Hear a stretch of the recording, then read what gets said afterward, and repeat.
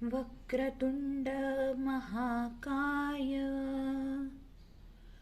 सूर्यकोटि समप्रभ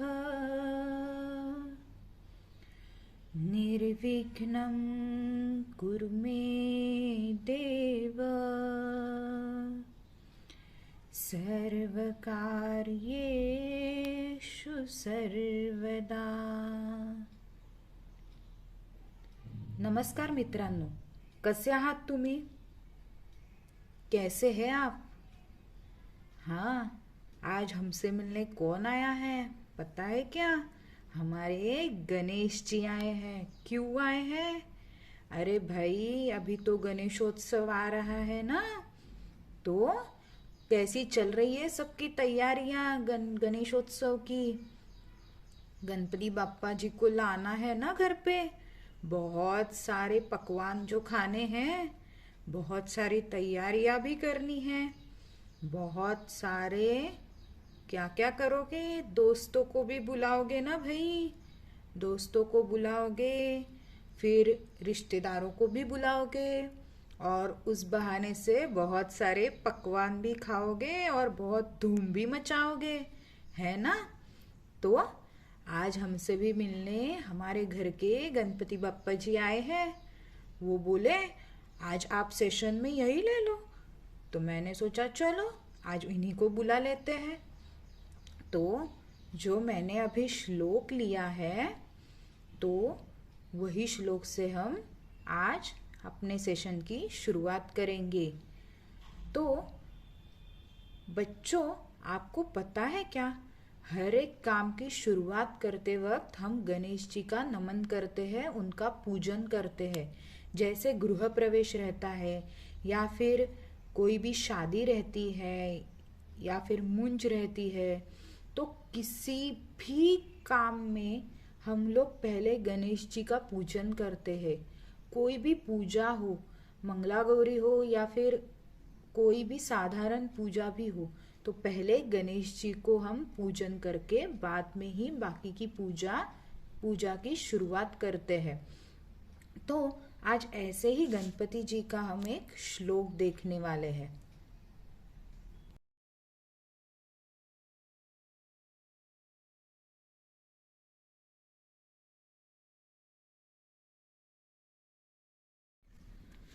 जो मैंने अभी श्लोक पढ़ा है, वही श्लोक हम देखने वाले हैं। उसका अर्थ, वक्रतुंड महाकाय सूर्यकोटि समप्रभ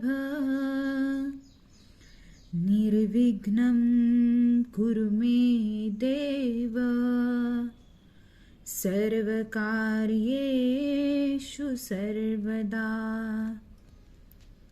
इसका मतलब क्या है देखो।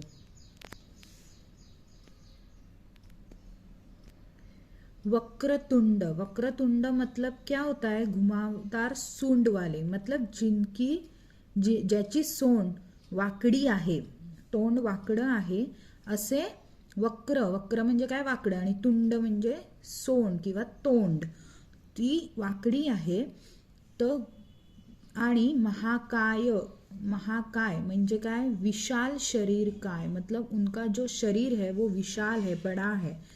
तो ज्याचं शरीर विशाल आहे, मोठं आहे, असे सूर्यकोटि समप्रभ म्हणजे करोड़ सूर्यों के समान महान प्रतिभाशाली, मतलब जिनका जो जितने कोटि, अगर हम सूर्य की गिनती करें अगर करोड़ों में, तो उनका जितना प्रभाव रहेगा, जिनकी प्रतिभा रहेगी उनकी, सूर्य की, सूरज भैया की, तो उनका वो सूरज की जो प्रतिभा है, तो उनके जैसा विशाल और महान हमारे गणपति बप्पा है। उनकी कोटि सूरज की ताकत हमारे एक अकेले गणपति बप्पा में है।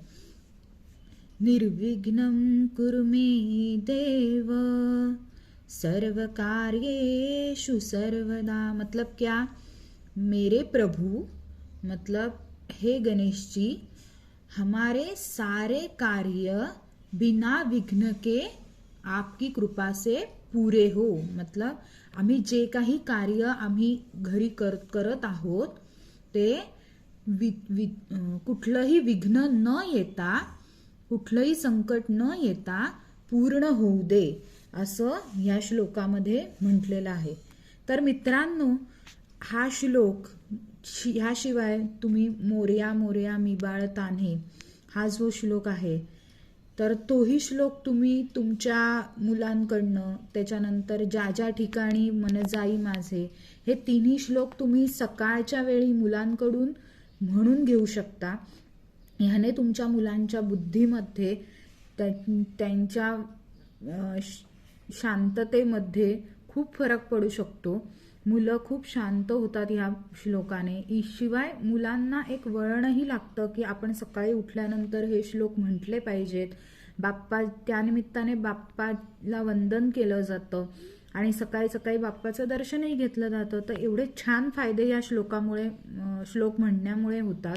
तर तुम्ही नक्की आजपासून मुलांना तुमच्या, जर तुम्ही म्हणून घेत नसाल तर प्लीज आजपासून तुम्ही मुलांकडून हे श्लोक म्हणून घ्याल, जेणेकरून तुमच्याही मुलांना एक छान वळण लागेल अशी मी अपेक्षा करते आणि तुम्हालाही त्याचा फार आनंद होईल.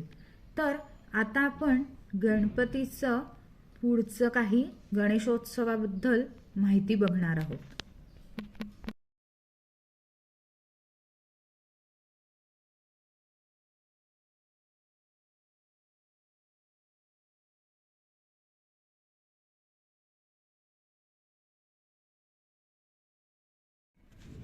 तर मित्रांनो, आता आपण गणेश चतुर्थी म्हणजेच गणेशोत्सव, गणपती बाप्पांच्या आगमनाचा दिवस, मतलब गणपति बप्पा जी हमारे घर पे पधारते हैं, तो उस दिन के बारे में हम जानकारी लेने वाले हैं.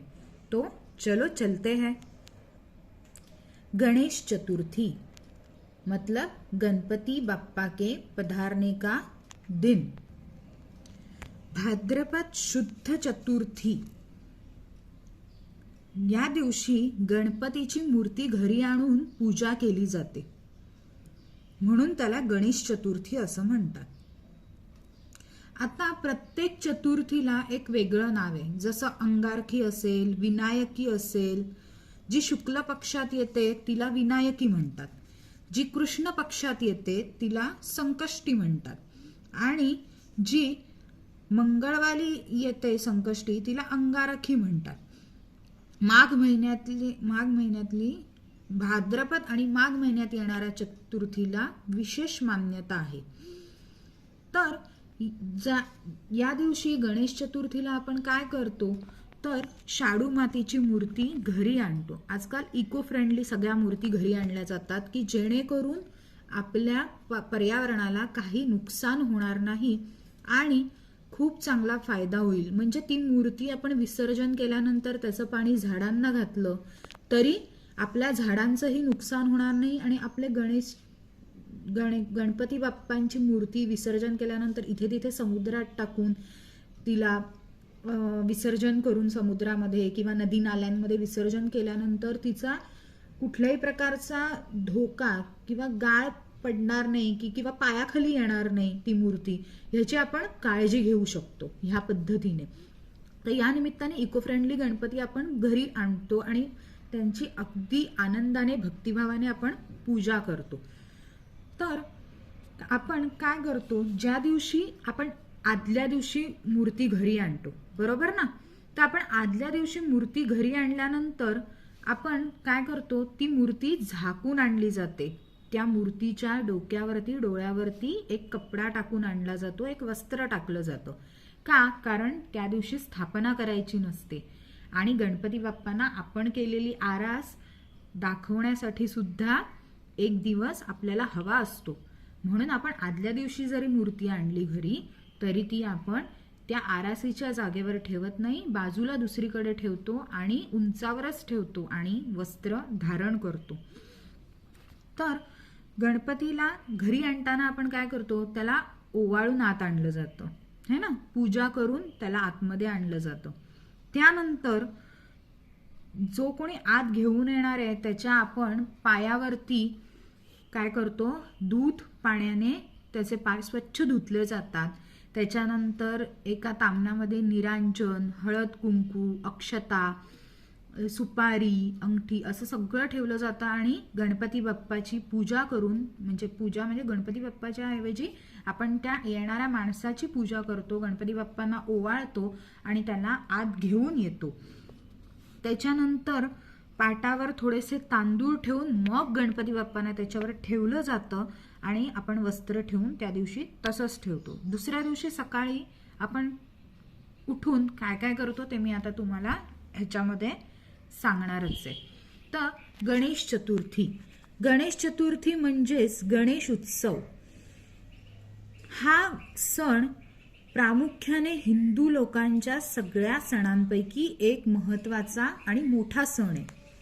म्हणजे काय, गणेश चतुर्थी ये दिन गणपति मतलब गणेशोत्सव ही ये एक जो त्योहार है, ये हिंदू लोगों के मुख्य त्योहारों में से एक दिन है, एक मुख्य त्योहार है. गणपती ही विद्येची, शक्तीची आणि बुद्धीची देवता मानली जाते.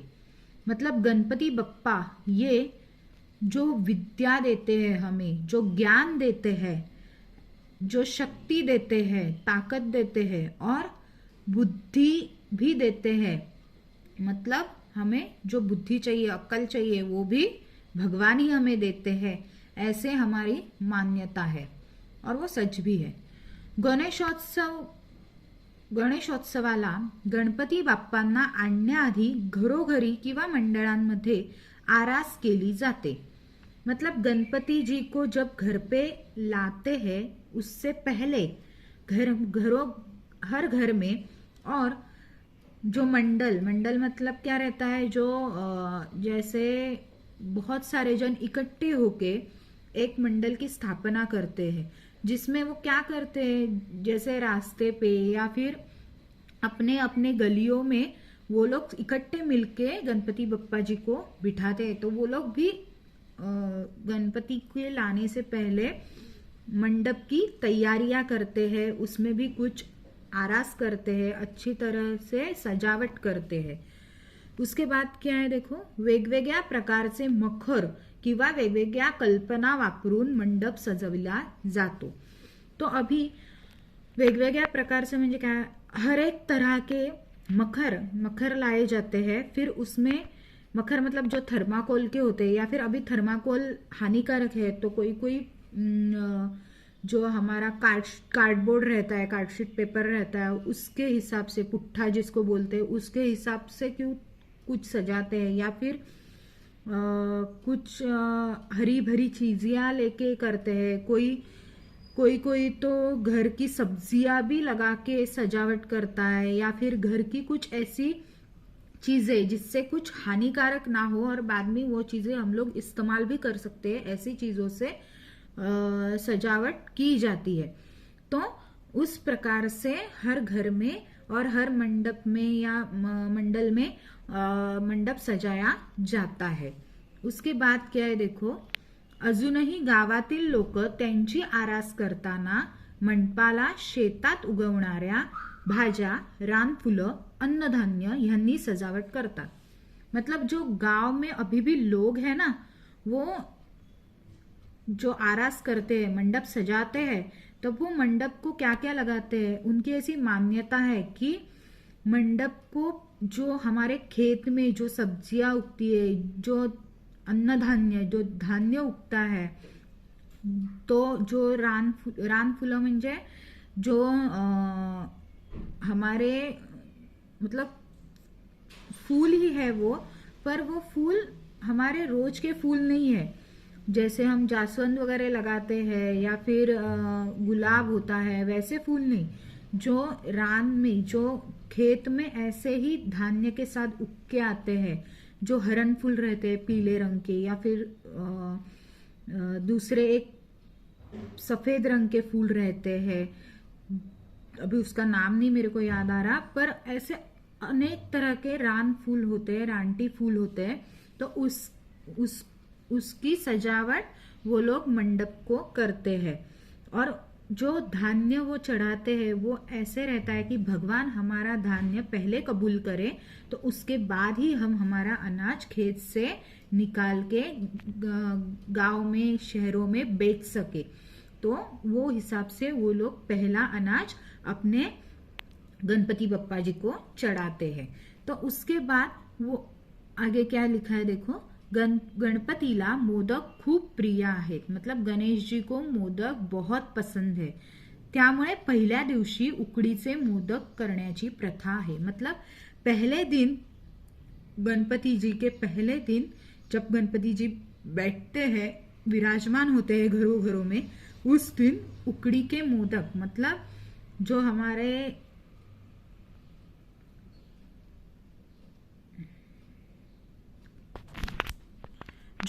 घर पे जो चावल रहता है, उसका जो आटा रहता है, उससे वो गरम पानी में वो आटा डाल के, थोड़ा सा नमक डालते हैं पहले गरम पानी में, फिर उसको आटा डाल के उसमें उसको उबाल आता है। फिर उबालने के बाद उसमें गरम गरम ही उसका डो बनाया जाता है, मतलब उसका आटा गूंद लिया जाता है। तो वो उस आटे से वो जो मोदक बनते हैं उसको उकड़ी के मोदक कहते हैं। तो वो उसका प्रसाद गणपती बाप्पा जी को चढ़ाते हैं पहले दिन। फिर तसेच गणपतीला लाल फुलं प्रिय आहे, म्हणून जास्वंद आणि दुर्वाही वाहण्याची प्रथा है। मतलब गणेश जी को लाल रंग के फूल पसंद है, तो जैसे जास्वंद गणेश जी को बहुत पसंद है ऐसे माना जाता है, तो जास्वंद जो रहता है उसके फूल हम गणेश जी को चढ़ाते हैं। और दुर्वा, जो हमारी दुर्वा रहती है लंबी लंबी हरे रंग की, वो भी हम गणेश जी को चढ़ाते हैं। फिर ह्या दिवशी सकाळी लवकर उठून अथर्वशीर्ष पठण करतात। गणपति जी को जो अथर्वशीर्ष बहुत पसंद है, उसका पठन भी, मतलब वो कोई कोई घर में 11-21 बार उसका पठन किया जाता है, वो बोला जाता है। फिर आरती करून मोदकांचा नैवेद्य दाखवला जातो। आरती करके जो मोदक हमने बनाए थे उकड़ी के, वो उकड़ी के मोदक भगवान को चढ़ाए जाते हैं, भगवान को प्रसाद दिखाया जाता है। उसके बाद क्या है देखते हैं। अजूनही गावात गणेशोत्सवाला घरोघरी जमून मंत्रपुष्पांजली किंवा भजन म्हणण्याची प्रथा आहे। मतलब अभी भी गांव गांव में गणेशोत्सव के त्योहार जो 11 दिन का रहता है, या 5 दिन का रहे, 7 दिन का रहे, 1.5 दिन का रहे, कैसा भी रहे, उस दिन हर एक घर घर में लोग अपने घर पे कुछ लोगों को बुलाते हैं, गांव के मंडली को, और उनको बोलते हैं कि आप साथ में, हम साथ मिलके मंत्र पुष्पांजलि, मतलब अथर्वशीर्ष का भी 11-21 बार पठन कर लेते हैं, या फिर भजन भी रखते हैं घरों घरों में। तो और आरती करके इस तरह से गणेशोत्सव मनाया जाता है। फिर घरोघरी गणपती 1.5 दिवस, 5, 7, 11 दिवसाचे विराजमान होतात। मतलब घर घर में गणपति बप्पा 1.5 दिन या फिर 5, 7, 11 दिन विराजमान होते हैं। कोई कोई बप्पा को नवस बोलते हैं, तो जो अपनी मन्नत बोलते हैं, तो उस वक्त वो लोग 21 दिन या 45 दिन, जैसे वो लोग मन्नत बोले उस हिसाब से ज्यादा दिन भी बप्पा को विराजमान करते हैं घरों घरों में। गणपती बाप्पाला निरोप देताना सर्वांचेच डोळे भरून येतात। असे वाटते कायमच गणपति बाप्पाला ठेवून घ्यावे। मतलब क्या होता है, घरों घरों में गणपति बाप्पा विराजमान होते हैं, तो गणपति बाप्पा हमारे एक साथी ही बन जाते हैं। तो जब बाप्पा को उनके घर भेजने का जो दिन आता है, तो उस दिन हम सबकी आंखें भर आती है। ऐसे लगता है कि गणपति बाप्पा हमको छोड़ के कहीं न जाए, हमारे घरों घरों में ही विराजमान रहे और हमारे साथ हमेशा रहे। वैसे तो वो रहते हैं, पर इस दिन जब वो आते हैं तो हमारे मन और भी प्रसन्न हो जाते हैं और हम और भी झूम के नाच उठते हैं। तो ऐसे हमारे गणेशोत्सव हमारे घर पे मनाया जाता है। पर अभी कुछ चीजें हैं जो मैं आपको बताने वाली हूँ गणेशोत्सव के बारे में।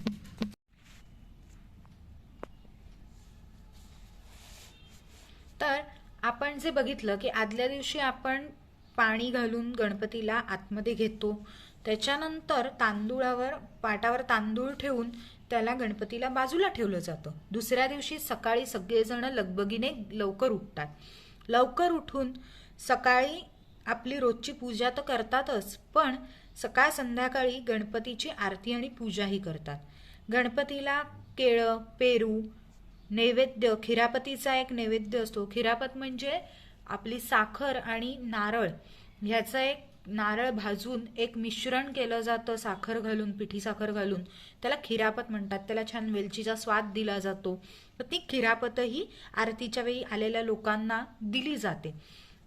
तर पूजेला काय काय साहित्य लागतं, तर पूजेला एक नारळ लागतो, वस्त्र लागतं, जे मंगळागौरीच्या पूजेला सगळं लागतं, जसं गणपतीची पत्री, शमी, दुर्वा, जानवं, अंगावर नवीन वस्त्र, गुळ खोबऱ्याचा नैवेद्य, केवड्याचं कणीस, असं सगळं लागतं. गणपतीची स्थापना करण्यापूर्वी सुपारीच्या गणपतीची पहिली स्थापना केली जाते, तिची पूजा केली जाते. त्याच्यानंतर गणपतीचं स्तोत्र म्हटलं जातं, अथर्वशीर्ष म्हटलं जातं आणि मग पूजा करून आपण गणपतीची स्थापना करतो. या दिवशी जसं मी म्हटलं की उकडीचे मोदक केले जातात.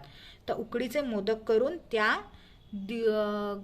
त्यांचा नैवेद्य गणपती बाप्पाला दाखवला जातो. आणि बाकीचा स्वयंपाक काय असतो, तर आता काही घरांमध्ये जसं मुख्यतः हिंदू लोकांमध्ये वरण भाताचा नैवेद्य असतो, बटाट्याची भाजी असते, तुपाची धार असते वरण भातावर, त्याच्यानंतर तुमची कढी असते किंवा मग साधी आमटी असते, त्याच्यानंतर उकडीचे मोदक असतातच, साध्या पोळ्या असतात आपल्या नेहमीच्या, त्याच्यानंतर चटणी, एखादी बिटाची किंवा मग आपली काकडीची कोशिंबीर असते दह्यातली, असा पद्धतीचं जेवण असतं. काही काही ठिकाणी पंचामृतही केलं जातं या दिवशी. अशा पद्धतीचं जेवण तयार केलं जातं. त्याच्यानंतर गणपतीचं विसर्जन करताना काय करायचं, सार्वजनिक गणपतीचं विसर्जन अनंत चतुर्दशीच्या दिवशी करतात. बाकीच्या ठिकाणी 1.5 दिवस, 5 दिवस, 7 दिवस या दिवशी पूजा करून घरोघरी बाप्पाला निरोप दिला जातो. काहींच्याकडे गौरीही असतात, त्या गौरी जेवणही करतात. त्याच्यानंतर 7व्या दिवशी गणपती बाप्पाला निरोप दिला जातो, ज्यांच्याकडे 7 दिवसाचा गणपती असतो. ज्या दिवशी गणपती बाप्पाला निरोप देतात त्या दिवशी संध्याकाळी नेहमीप्रमाणे आपण पूजा करून नंतर हळद कुंकू फुलं वाहून गणपतीला निरोप दिला जातो. तर गणपती जेव्हा घरात येतात तेव्हा येताना घरात येण्याची पावलांची रांगोळी काढली जाते की तू चांगल्या पावलाने आमच्या घरात ये. आणि बाहेर जाताना गणपतीला घरी त्याच्या निरोप देताना आपण पावलं घरातून बाहेर निघतानाची रांगोळीची पावलं काढतो. त्याच्यानंतर त्या दिवशी गुळ खोबऱ्याचा नैवेद्य ठेवायचा असतो. आणि गणपती बाप्पाला निरोप देताना आपण काय म्हणतो, गणपती बाप्पा मोरया, पुढच्या वर्षी लवकर या, असं म्हणून आपण मूळच्या जागेवरून गणपती हलवून नंतर तामणात घेऊन किंवा हातामध्ये घेऊन आपण त्याला जिथे आपल्याला नदी, नाले किंवा आपण घरच्याही एका बादलीमध्ये त्याचं विसर्जन करून नंतर ते पाणी आपण झाडांना, जसं मी म्हटलं तसं आपण घालू शकतो. तर मग त्याला आपण नेऊन परत तिथे नेल्यानंतर नदीवर किंवा जिथे आपण विसर्जनाच्या ठिकाणी नेल्यानंतर तिथेही उत्तर पूजा करायची असते. तिथेही त्याची आरती करून त्याला नैवेद्य दाखवून नंतर मग त्याचं विसर्जन करायचं असतं.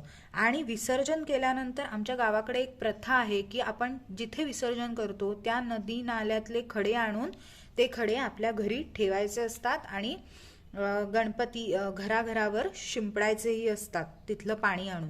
तर त्या ह्याने आपण तशा पद्धतीने आपण गणेश विसर्जन करतो. तर अशा पद्धतीने गणपती उत्सव अगदी आनंदाने आणि उत्साहाने पार पाडला जातो. तर मित्रांनो, हा भाग तुम्हाला गणेशोत्सवाचा कसा वाटला हे मला नक्की कळवा. आणि मी जसं म्हटलं की तुम्हाला वक्रतुंड, मोरया मोरया, त्याच्यानंतर ज्या ज्या ठिकाणी मंजाई माझे, हे जे 3 श्लोक आहेत ते तुम्ही सकाळच्या वेळी मुलांकडून म्हणून घ्या.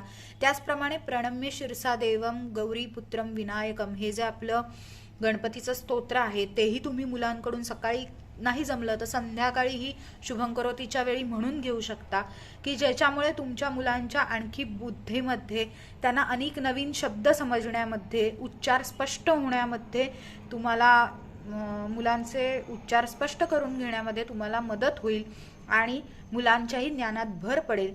तर हा भाग तुम्हाला कसा वाटला मला नक्की कमेंट बॉक्समध्ये लिहून कळवा आणि आपण असेच भेटत राहू. नक्कीच मी पुढच्या भागात तुम्हाला नवीन नवीन गोष्टीही घेऊन येईन काही, आणि त्यानुसार मी तुम्हाला भेटत राहीन. चला bye bye, see you tomorrow, bye.